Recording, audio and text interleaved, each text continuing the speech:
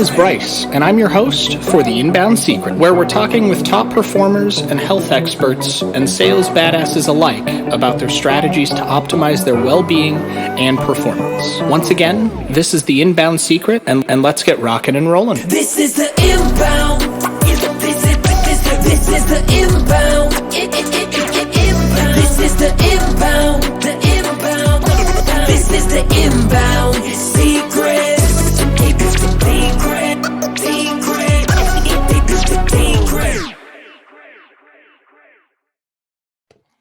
What's going on, everybody, and welcome back to The Inbound Secret. As always, I'm your host, Bryce Vance, and we've got Joe DiRoma today coming in hot. I know you're hustling over there, man, so I appreciate you taking the time to come in. Now, I'm going to let you tell your story because it's impactful, it's passionate, it's really kind of just an inspiration. But for everybody listening, I want to give you a quick intro. Joe is the managing partner of the Successful Male here in North America. He's a certified coach from Newfield in ontology, something that's called somatic disposition. We're going to have to talk about that because just the words alone caught me. And you're leading the way towards developing a global community of men to better themselves. Is that correct? That's correct. Yeah, our mission statement's very clear: to develop 1 million men around the globe into the best versions of themselves, high charactered, high integrity, financially savvy, emotionally intelligent, so that they can leverage all that to make an impact on their families, their communities, and of course, their nations. I love it, man. I love it. Here at The Inbound Secret, we're all about helping people thrive, not just survive. And you're like the epitome of that, right? So without further ado, man, introduce yourself to everybody. Tell us a little bit about yourself. And then I want to go back a few years and talk about like old Joe and what got you here.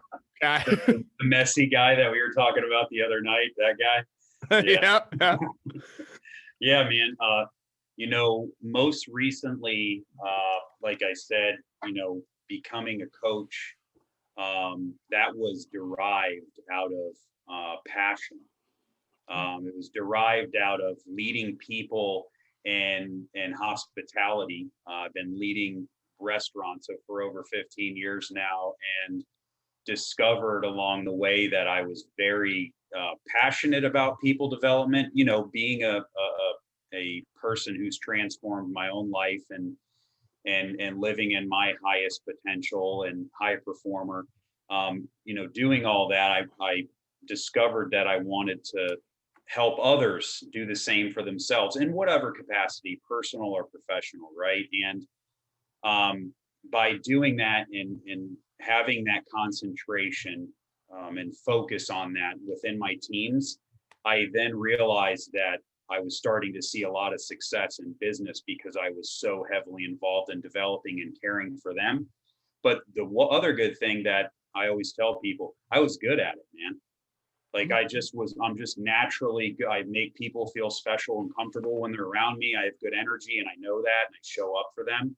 And so it's really about discovering that for yourself, right? So, a little bit about me, my definition of success, which, we have to clearly define for ourselves. That's what we were talking about the other night. Like I drill that on people because that's the very first question we ask people in our e-course, the Success Blueprint. What is your definition of success? Because it's so subjective, not society's version, not your mom and dad's, but what is yours? And then I define that for myself, right? And it's, doing what I want, when I want, with who I want. So best version I've heard, and that's from John Maxwell. But then, I got clear on my purpose, my passions, what my values are, and things really started to come alive for me. And it was more about chasing, being excellent, chasing greatness rather than just settling for average, because I think a lot of people get confused and think that mediocrity is because we have it so good here, so it's like, oh, yeah. I'm good. You know what I mean? Like, oh, I'm good. But so today I'm a loyal son. I show up for both my parents and I'm a good brother and an attentive father. and a loving husband. And I definitely show up for my wife in a way that I've never shown up for women before, and I did a lot of work in that area. So that's kind of where I'm at now. I'm, owning and running restaurants, leading the charge for the successful male, blasting off on the podcast and the magazine, and just developing a lot of men in my client business with that. I love it, man. I love it. One of the everybody that listens to this has heard me say this before. I historically I'm a prolific mistake maker, right? Like and any problem that I could have gotten into, any trouble I could have gotten into, like I've been there, done that. And I'm one of those people that like I learned the lessons the hardest way physically possible, right? It's never like, oh, advice, I'll take that. It's always like advice. I love it. Thank you. Still gonna do the thing, and then I'll come back to that. Yeah, I need the experience. I have to feel it. Yeah. Yeah, and that's led me. You said one thing there that really caught my attention, and that's what we were talking about the other night, right? We were talking about success being really individual, right? Like your definition of success could be very different than mine. It could be very different than Trey's, from Bree's, from Samantha's, from anybody's, right? Yep. And it's important that we talk about that because you transferred very well into the statement of we have it so good here. For those of you who are listening, think about your average American household. Even in the poverty line, we're still bougie compared to most of the world, right? We're blessed to be able to have that, but it comes with its own set of consequences. I talk about socioeconomic brainwashing and complacency being like two of the biggest issues that are, for the lack of a better term, infecting Americans and any country that has westernized culture, right? That's a great term for it, though. That's what it is. Yeah.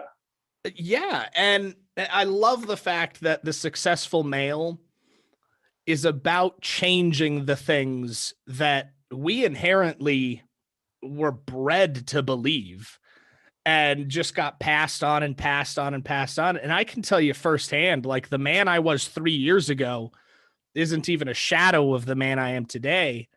And I had to go through a lot of the stuff that you're helping other men worldwide solve. I just had to do it myself because there wasn't a you in my life at that time, right? So I implore you for that. I think that's super inspirational. Now, talking about that, because both of us have messy pasts, so we're going to talk about it a little bit. We know who you are now. We know what your mission is, right? Change 1 million men across the world to be the best version of themselves, right? And you've gone through a lot of stuff to get there. Tell me about old Joe. Like what's the history of Joe that fire started in? You're like, nah, I gotta help people with this. Well, that's a good way of putting it. I'll start it by saying the best compliment that I've ever received in my entire life was from my wife. One of the first times when we were dating, we went and hung out with one of the only friends that I still have around because he's just a really good guy. And he always has been. We went out to dinner with him and his wife, and I lived with them for a year. Like him and I lived together for 3 years in a house, but like his girlfriend, who now is his wife, lived with us for a year. And they were just telling me stories of me and blackouts and, all this craziness that I was doing. And my wife just looked at me and she said, I literally can't even bring into reality in my brain that was ever who you were. And that right there tells me is like the true testimony of how powerful transformation of thought and attitude really is when you do the mindset and belief system rewiring, right? So that being said, I started at a very young age. I guess decided to get real messy real early. I was suffering from mental illness and deep depression and was in my first residential psychiatric hospital at 14 years old and was already, using drugs at that time. And, and things just progressively got worse from there. And, I was in residential rehabs at 16. I had already gotten a good string of arrests by that time. um, I never was really the violent type, more just doing really dumb stuff, like Yeah. just being a mess. And, I dropped out of high school 6 months before my graduation date. And my parents just looked at me like I was the dumbest person on the planet, like just finished. And it just wasn't for me. I couldn't sit still. I didn't see the value in doing stuff that I had already learned and memorized. I wasn't wired that way. I love learning, but I don't like the memorization and the testing and all that stuff to see how great I am and how much I know, which again, that's deep cultural context that we could have in a whole other episode about. But so things just got, progressively worse for me. And I would say, like I tell a lot of people, I didn't come from a bad home. I have alcoholism and drug addiction on both sides of my family, and there is a lot of pain and a lot of dysfunction as a result of that. But my mother instilled in me very good values and integrity, and I was raised in the church. So it wasn't like I didn't know, like it wasn't like I wasn't taught the right things, I chose with my own mental illness and addictions to take a different path, and I was absolutely wrong. So, like you said, just just a big mistake, right? Like I had to learn. Well, and I want to add to that. There's a lot of similarities in like your story and what I myself have gone through. I didn't come from like a bad home. Yeah, my parents got divorced when I was like 8 or 9, but they're both very loving. We spend every Saturday together now. We're very close now. It took years to repair those relationships. Oh yeah. But it wasn't that I didn't know. It's for whatever reason at that time in my life, I decided to be completely wrong in the way that I wanted to go. And tell me what you feel on this, because I love this topic, because it shows that for all of you watching and listening, if we can overcome this, if we can every day strive to be a better version of ourselves, you can too. That Yeah. if you need to reach out and talk to one of us, feel free to reach out. We are all here to help you. Just know that you can do it. But it wasn't one decision back then for me. Everybody seems to have this thought process of you made one decision that this was how your life was going to go. I didn't wake up on a Tuesday and think, want to do drugs and drink all the time and get kicked out of school and screw up my future. That never crossed my mind. It was tiny little decisions every day that just built up to this gigantic snowball. Of a few years into that, I was like, what the fuck happened? Yeah. Well, that's the law of compounding development. And people think that they only associate it to like the debt snowball, but that is in the negative space and in the positive space, right? And the law of compounding development is, you pretty much said the definition, but it's small, simple steps done consistently over time produce radical outcomes, right? Like it's, Yeah. and it's more about the habits that I had that dictate my future, rather than like, I made this one big, I mean, I did make a lot of one big mistakes, right? Like, Yeah. But their majority of them, like you, was just choosing day after day to not show up for me, right? Yeah. And to continue filling this empty hole inside of me with women and drugs and alcohol and cars and jobs and clothes and money. And none of it had anything to do with filling that spiritual hole or any type of love on myself, right? Because so much of the reason why I had to keep using was because I wasn't living in my integrity. I knew I should be living up here, right? And rather than raising my behavior to meet my standards and goals, I just kept lowering my standards and my goals to match my behavior, right? Yeah. And then guess what? I continue going down. Then I start hanging out with other people that are lower, right? Yeah. Because the other people don't want to hang out with you, or you hang out with the drinkers, or then sometimes you hang out with the dry goods people, and then sometimes you hang out with all the people going to raves. Because I'm in Tampa, Ybor was big back then, you know. And it was like you had these little pockets of people, and it was like, you know what? I was just whoever I needed to be in that situation, rather Yeah. than, hey, this is who I am, and these are my convictions, and this is what I stand for. Yeah, it's a big thing. Like I talk about this with a lot of people, and I've done a few shows where like there's just a genuine connection between us, and we have this type of conversation. And it's interesting when we get to candidly talk about this, because the hardest thing I think I've ever had to do was take a look at myself. I started seeing a psychiatrist and a counselor, but was to take a look at myself and find out that I'm toxic, right? It wasn't looking at mistakes that I've made and making amends with it. While that was difficult, the hardest thing I've ever had to do was look at myself and objectively and truly vulnerably look at myself to find the things that were causing challenges and problems and issues, and dedicate not only time and money and resources and all that, but dedicate really my life and my mind to resolving those. Mm.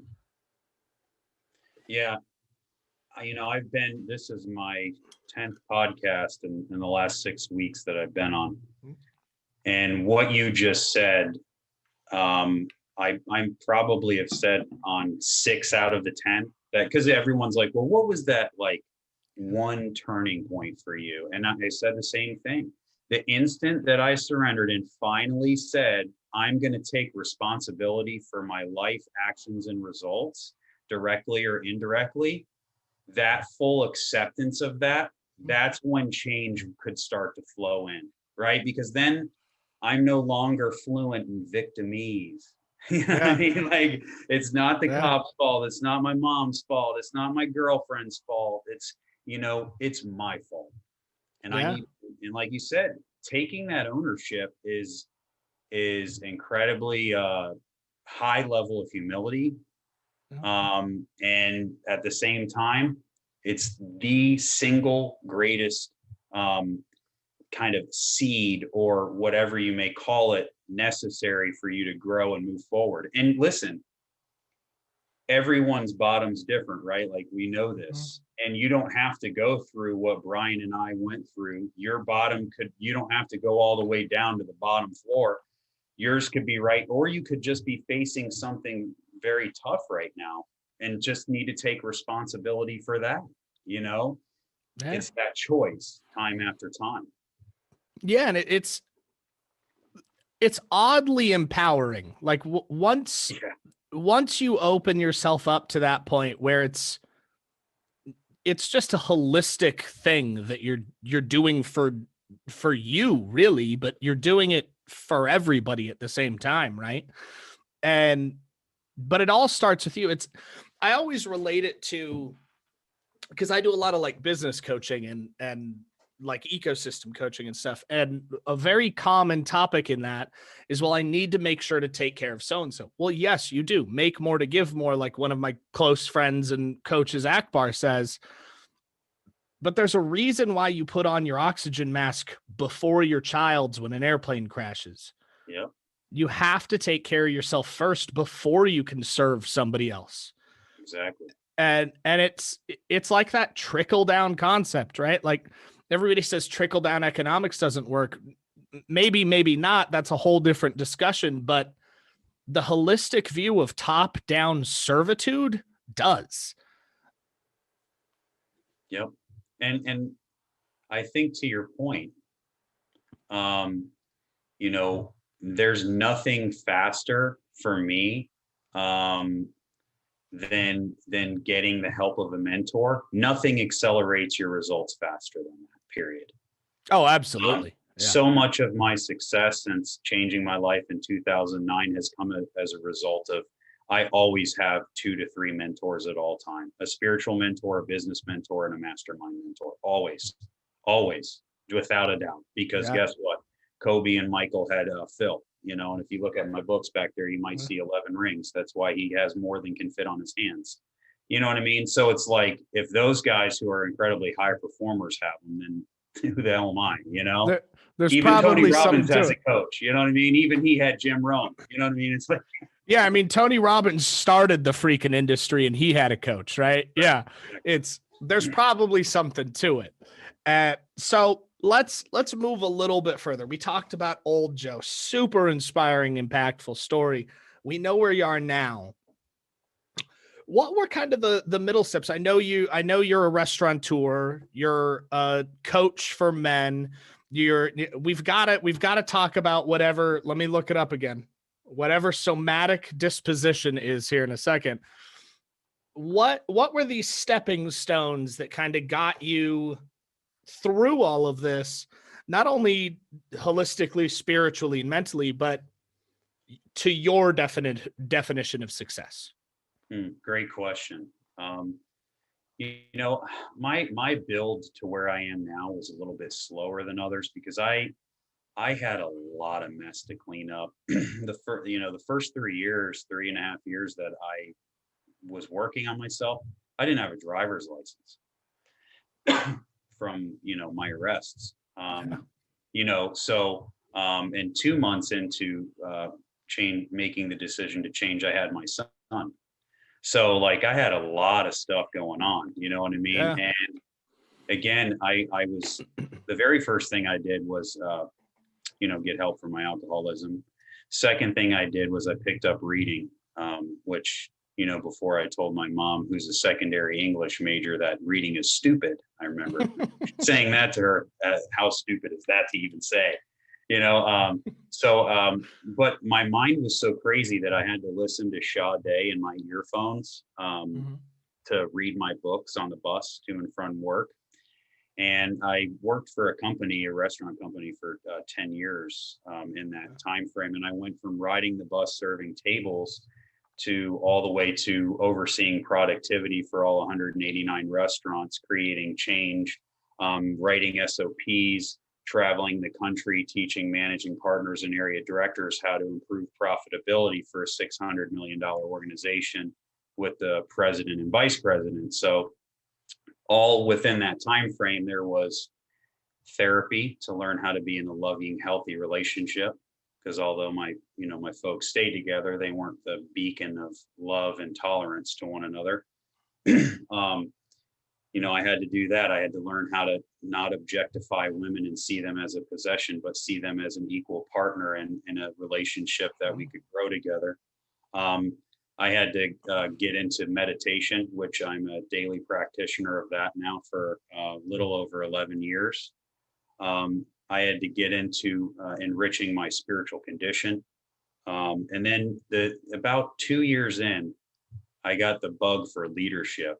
I discovered, John Maxwell, Dr. Miles Monroe, of course, Jim Rohn, Tony and Les Brown, all those guys. And so much of, all the things I'd been doing spiritually, with Wayne Dyer and Alan Watts and all these guys, all of those timeless principles translated also into the leadership domain. Plus, at that time, I was leading teams, so it was great for me to practice. But as time went on, my own experience and my ability to show up for people, right, and live high integrity, having these principles, constantly looking at my day every night. I did this thing for 6 months, Benjamin Franklin's 13 Virtues, where you reflect on, one character trait per day and see how you did every night. I did that for 6 months, just by myself. And I wasn't, telling anyone I was doing it, but just, it's these little things that you always know what you're doing. Like the most important person in the world is always watching everything you do. It's you. And as you begin to raise your integrity, self-worth always follows. They're always in perfect harmony. So I started to become confident. And, then I made one of the best decisions I've ever made. And I'm sure you can speak on this as well. You know, that new field certification that I got? Yeah. Well, that is Newfield in Colorado, from one of the founders of coaching as we know it, a guy named Julio Alayo. Incredible man, master coach, and just one of the most inspirational, wise men I've ever met. And that costs $10,000, man. And I'll buy a car, I'll get this, I'll get all this stuff. But then when it comes time to invest in yourself and spend that money on your own development, your mind plays with you. But the moment I made that decision and I paid that money, my life changed forever, because then I told myself, I'm worth this. Okay. Mm-hmm. And that program, again, a whole other, more evolution of changing my whole entire world, right? And now I've given myself a whole nother set of tools to be of maximum service within the organization and lead people and, discover what it really means to chase personal and professional mastery, right? And then year after year now, I'm just like, okay, all right, 10 grand, great. Can I do 20? Can I do 25? Right? And I keep pouring all this money back into myself. And right in the instant that I made that decision to spend that money on myself, the next week I was invited to an event to meet the founder of The Successful Male. His name is Ron Holtra. He's from Melbourne, Australia, 20-year wealth advisor and just an incredible human being. And we hit it off, and it's a crazy just movie story. We don't have time, but what I will say is that the universe, there are no coincidences, right? And the fact that a Indian Australian man from Melbourne and an Irish Italian American from Tampa, Florida can meet in Boca Raton, Florida at a 52-person event and then go on to start, building this global movement just shows the power of collective consciousness. And we're changing so many men's lives, and it's so needed because we're not always the first to put up our hands and say we need some help. You know what I mean? But the statistics around suicide, domestic violence, like we just were talking about, drug and alcoholism, are staggering with men, and it needs to change, man. Lastly, and then I'll kick it back to you, the somatic dispositions, which I know you're interested in that, right? And a lot of people ask me about ontology as well, right? And, oh, you're an ontological coach. Well, that's great. What the fuck is that, bro? You know what I mean? Like, that's a mouthful. Ontology is the study of being, right? So our being. And, within our being, we have what makes it up, which is our body, emotions, and language, right? So, somatic dispositions is the body aspect of it, right? Body language, understanding energy and metaphysics in terms of, exploring your energy signature and things of that nature. Like I always tell people, if you don't believe in body language and that has any effect, go tell your dog in a happy, playful voice what a piece of shit they are and see how excited they are. It's not about the language, right? Yeah. Like, just that human and just that species and element to everything is so invigorating. But then you have, right, creating coherency between the body, emotions, and language, right? Or the mind intelligence and heart intelligence. Which when you create that coherency and you can get into that space, I know you've gotten into flow and we've been talking about that too. When you get into that space, you have limitless possibilities for your future, man.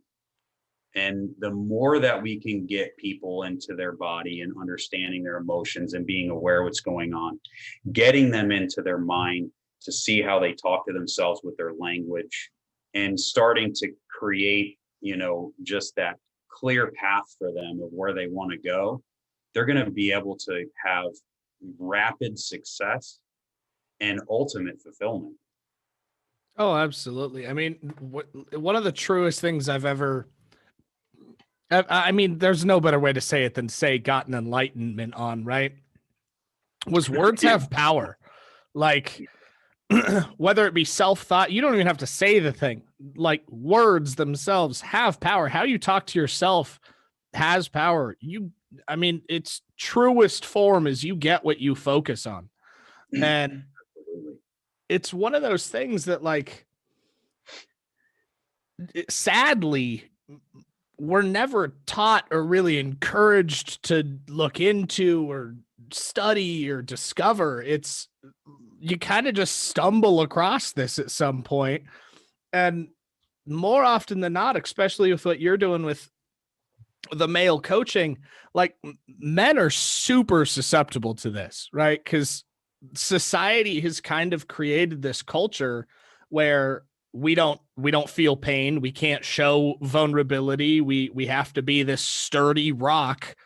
And all while that's happening, we're tearing the shit out of ourselves inside, and that has an effect.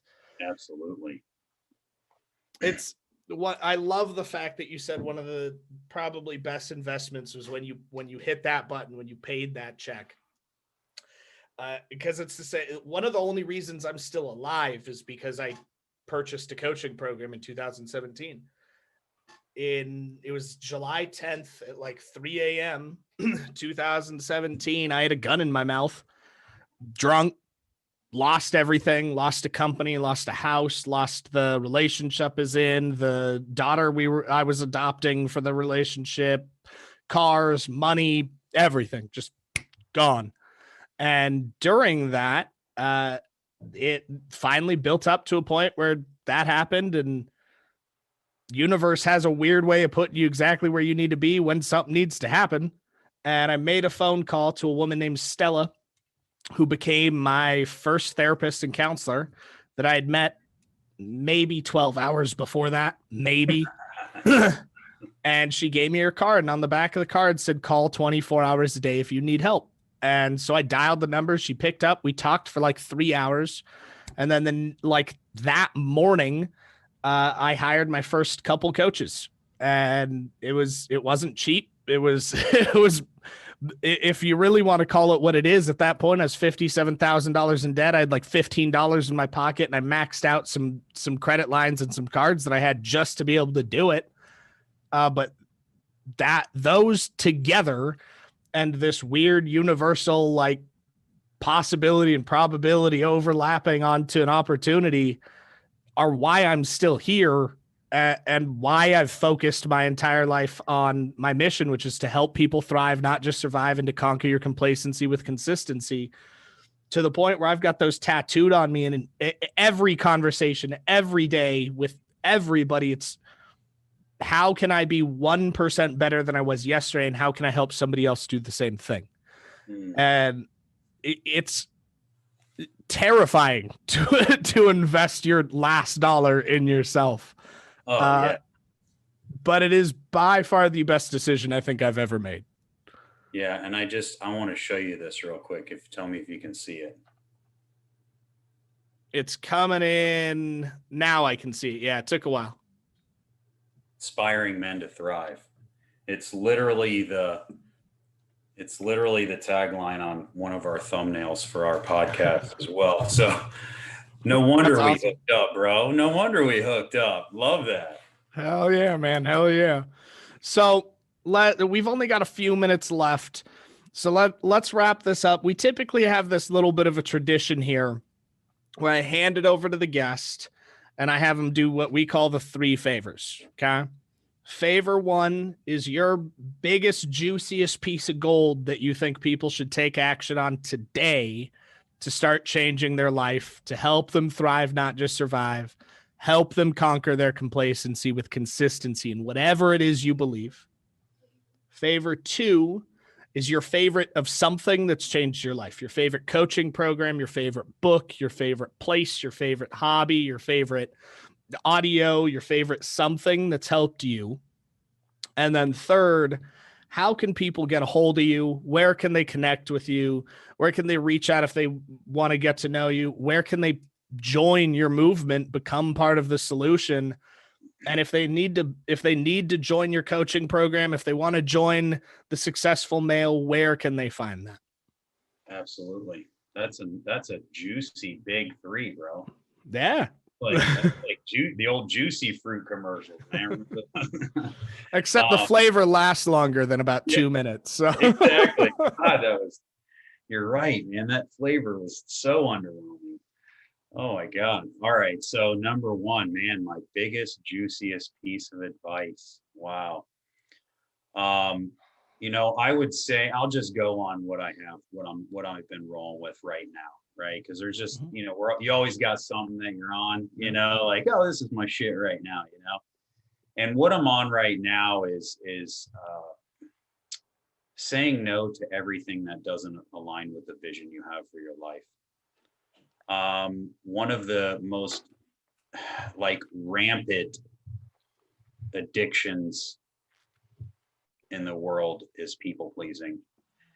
And I am a recovered people pleaser. And I want people to understand that no is a complete sentence. And there's two essential factors when we say no. And that is we get to keep our dignity and our freedom. And when we say no, when we want to say no, we get to keep our dignity and freedom. And when we say yes, when we really want to say no, we give up our dignity and our freedom.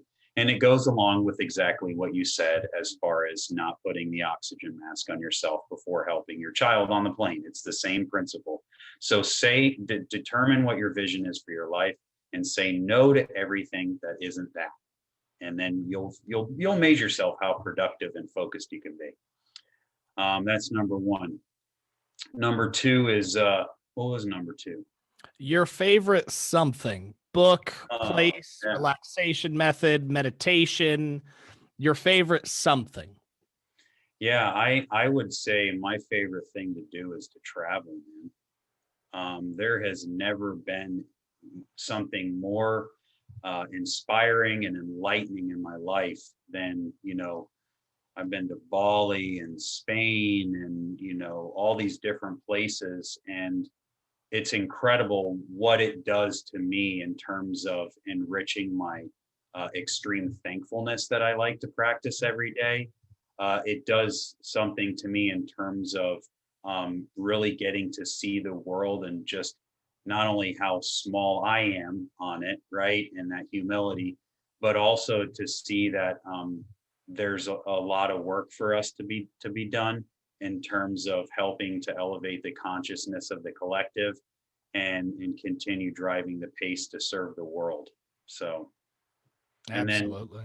Then the last thing, of course, I remember this, dropping the offer and the business and the movement. And, we had all these plans to do live events and create, this space for men to come, like-minded individuals, and talk about ambitions and success and goals. Because women do a great job at that, man. They kick our ass with networking. We're, if we're not at a softball field or at the bar or something, it's like we don't hang out, It's because we're stubborn as hell. Oh, yeah. Yeah. So, with the website, thesuccessfulmale.com, you can hook up with us there. Our core program is the Success Blueprint. That's where the magic happens. That's where the transformation takes place. And it's holistic, right? Life is not one-dimensional. So your development shouldn't be either. It's multi-dimensional. We cover finances, things, that stuff we weren't ever taught in school. We cover relationships, how to be a great and effective communicator and all those things, networking, how to be a leader. We will cover mindset and mental health, as well as business and career fundamentals, right? So really bringing those 4 domains that men seem to be suffering in and elevating your success. And you do that with the course and a mentor. And we also do have mentors. So if you want to become a mentor with us and become a coach with us, you can. We also have, some eBooks The podcast is out. Myself and Ron Mahaltra have been rocking that out hard. Just like you, we've been jamming on Clubhouse stacking up the guests and invitations. And listen, you can connect with me, Joseph DiRoma, on Facebook, Instagram, and LinkedIn is where I have a heavy presence on all three. And if you're shy, you can email me at josephdiroma@thesuccessfulmail.com. And, we're going to keep driving the pace, Brian. Right on, man. Right on. I appreciate you making the time, man. Everybody listening, all of you people here in the Inbound Secret, reach out to Joe, whether it be you just want to make friends with the gentleman, you want to join his movement, you want to make an impact, or you just want to level up. It's worth the time to find him, whether on social or email. Go check out The Successful Mail. Check out the podcast. Where are you listed on the podcast now? We're on everything: Spotify, Apple Podcasts, Stitcher, all the heavy hitters. Awesome. Go find his podcast. Give it a listen. Give it a subscribe. I know you're out here changing lives, man. I appreciate you coming on once again. Thank you, man. Pleasure to connect. This is the Inbound Secret. My name is Bryce, and I'm your host for The Inbound Secret, where we're talking with top performers and health experts and sales badasses alike about their strategies to optimize their well-being and performance. Once again, this is The Inbound Secret, and let's get rocking and rolling. This is the Inbound. This is the Inbound.